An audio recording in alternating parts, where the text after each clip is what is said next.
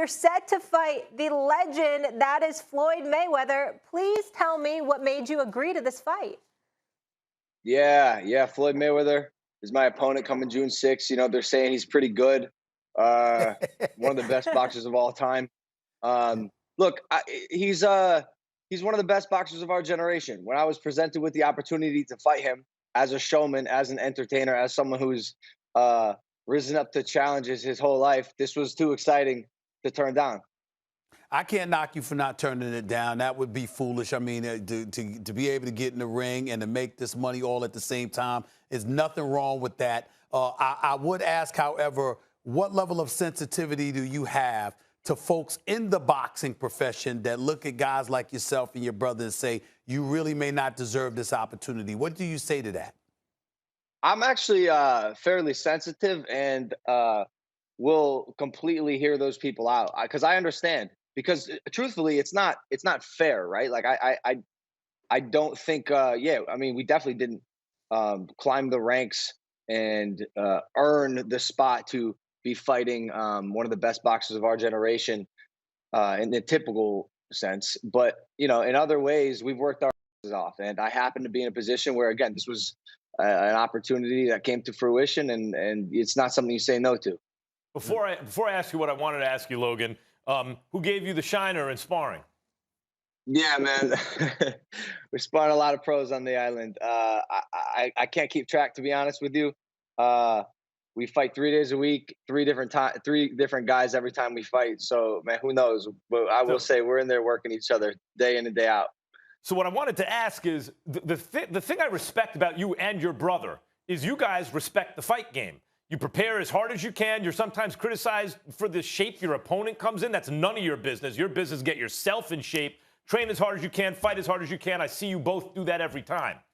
But as a student of the fight game, as a guy who really loves it and respects it, how do you tell yourself that you have a chance in a boxing ring, even if he is 44 years old, as by your own admission, one of the, if not the best boxer of his generation? How do you get prepared to get in the ring and tell yourself, I'm going to beat him? Yeah, you're asking good questions, Max. So I think the biggest thing here, and it's obvious, is my height, my weight, my reach, and my age. You know, there are weight classes in boxing for a reason. And I'm going to be weighing in 3 weight classes heavier than Floyd and probably coming into the fight 4 weight classes heavier. That's dangerous for him. Imagine hypothetically that I know what I'm doing. Imagine I'm a very good boxer. Imagine I'm beating pros and sparring time in and time again. You know, and Floyd comes in and he may realize he's in a little over his head because he's sparring a guy who's longer than him, stronger than him, powerful, has nothing to lose. Like, I'm going in there like, think about it. What happens if I win? You know, the world's axis stands still. Time stops. It's the genesis. It's the greatest upset in the history of combat sports. What happens if I lose? Nothing. Life goes on. I can understand that. Let me ask you this question. You know, when folks look at you right now, and you just said you basically have nothing to lose, and I don't blame you for that at all. But there are people that are going to ask the question, and they're asking this question already.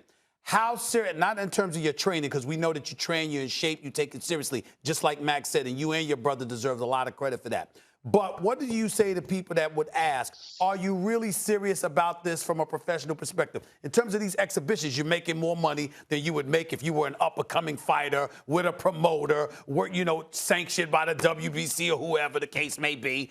But do you plan on doing this professionally and really getting in the ring with modern-day professionals who are not retired? Is that something that you plan on doing with your future? What do you say to that? Yeah. As long as it can bring an audience, man. Like, Jake and I want to be the biggest prize fighters on the planet. We want to fight people who will put on a big show with us, draw a large audience, and entertain a lot of people. That's what we want to do. This is not a 1 year, 2 year plan. This is a 3, 4, 5, 6, 7 year plan. And you know, unfortunately for our health, we've fallen in love with the sport. We just bought a warehouse here in Puerto Rico. We're turning it into our training stadium or our training facility. And so we're in, man. We're locked. I mean, first of all, Logan, you have to stop cursing when you're doing broadcast. Like you and your brother. This is the third time I had you on Max Kellerman radio show. I had your brother on Max on Boxing. You got to stop with the curses. Now listen, do you already have brain damage? Who's making money outside of boxing chooses to go into boxing and risk everything? Like, what is it about boxing that has drawn you and your brother to it and to take it seriously? Something about the primal nature of the sport. Two people getting inside a ring or an octagon, whatever shape it may be, and duking it out to see who the better one is so exciting to me. Like I did that before I did YouTube and blew up on the internet. You know, I was a wrestler. I even took some like jujitsu classes and some striking classes in high school. I've always just been obsessed with it. You know, I love the UFC. I love combat sports. And the fact that I have the vessel to be able to do it myself and the work ethic is, you know, it's the most exciting thing on the planet. I told you this, Max. We're modern day gladiators. You know, it's the coolest thing in the world to me. Listen, I imagine it gets tiresome having to apologize sort of every time you come on a show toward people other fighters who feel like they're being waiting in line. But there are guys like Jamal Charlo and others who are like, I think it's great what they're doing. I'd like to fight on their undercard. They're bringing a new audience to the sport. You told me on my radio show that you and your brother would consider a fight. You would fight each other. Is that serious? Would you and Jake actually get in the ring and make an event? And how do you even build that up with all the trash talking you guys do before the event? How do you hit your brother in the face in front of millions of people? Think about, well, that part's easy. Think about this. No one knows more about my brother and no one knows more about me than each other. Like there's no person that could get under the other person's skin, Jake and me and vice versa. And I think that would be possibly one of the biggest combat sports events ever. Like, and it sounds laughable now, but what happens in 2 years, in 3 years, when we continue this sport and we continue beating people and winning and putting on great shows? Like, you know, everyone has something to say now, but we're just getting started. Like, what happens when we're actually good at this stuff?